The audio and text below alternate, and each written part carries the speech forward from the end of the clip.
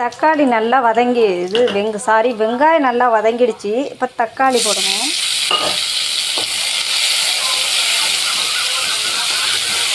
வெங்காயம் போட்டோன்னே இஞ்சி பூண்டு போடலாம். ஆனால் அப்படியே ஒட்டும்.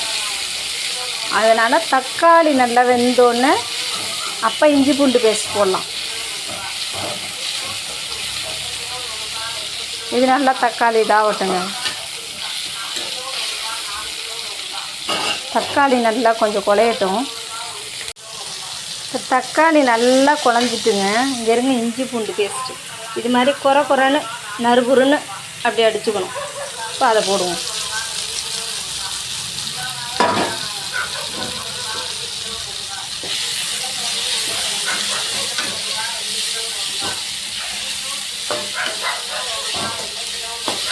நல்லா இஞ்சி பூண்டு பேஸ்ட்டு வாடை இதாகட்டுங்க. நல்லா வதங்கட்டும். இப்போ சிக்கன் எடுத்து போடணுங்க.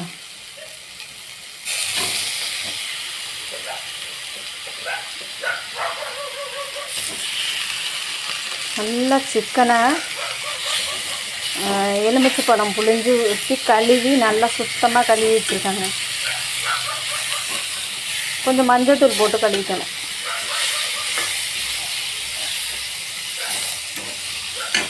இப்போ கொஞ்சம் மஞ்சள்தூள் போட்டுக்கணும்.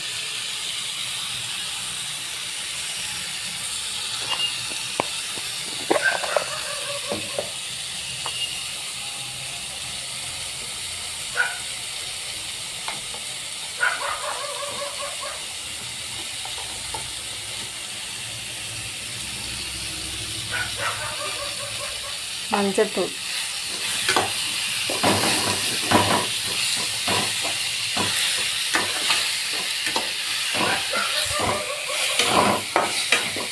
ஒத்த கையாலே வீடியோ எடுத்துக்கிட்டு பண்ணுறாங்க.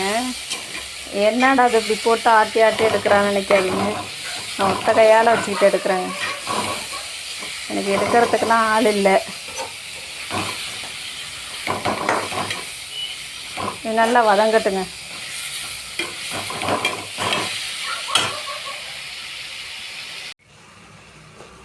இப்போ மிளகாத்தூள் மல்லித்தூளுங்க. அது கழுவி ஊற்றிக்க வேண்டியதான்.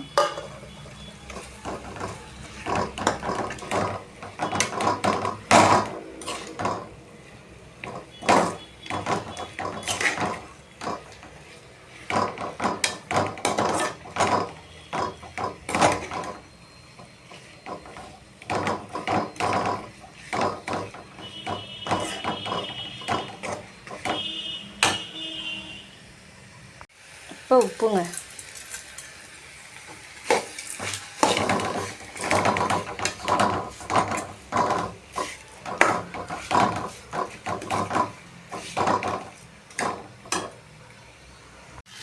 இப்போ நல்லா வதங்கிட்டாங்க.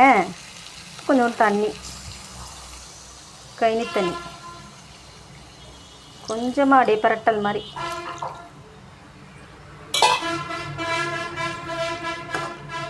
நல்லா வேவட்டுங்க.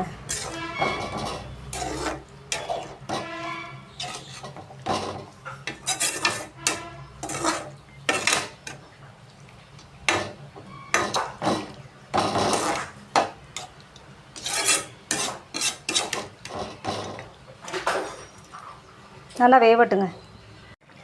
கோழி குழம்பு, நம்ம வீட்டு கோழி குழம்பு ரெடி ஆகிட்டுங்க. இருங்க எப்படி இருக்குது பார்த்தீங்களா? ரெடி ஆகிட்டு வாங்க பார்க்கலாம். குழம்பு ரெடி ஆகிட்டா? சூப்பராக இருக்கா? தகன்னு இருக்கா? எப்படி அருமையாக இருக்குது கோழி குழம்பு. பாருங்க எவ்வளோ சூப்பராக இருக்குது பாருங்க. அருமையான கோழி குழம்பு. வாங்க சாப்பிடலாம். எப்படி இருக்குன்னு சொல்லுங்கள், கமெண்ட் பண்ணுங்கள், லைக் பண்ணுங்கள். நான் எப்படி செய்கிறேங்கிறத நீங்கள் சொன்னால் தான் எனக்கு இதாகும், எனக்கும் ஒரு சந்தோஷமாக இருக்கும். பாருங்கள் பிடிச்சிருக்கான்னு பாருங்கள். எனக்கு தெரிஞ்ச அளவுக்கு செய்கிறேன். எனக்கு அனுபவம் கிடையாது. பாருங்கள், லைக் பண்ணுங்கள். பாய்ங்க.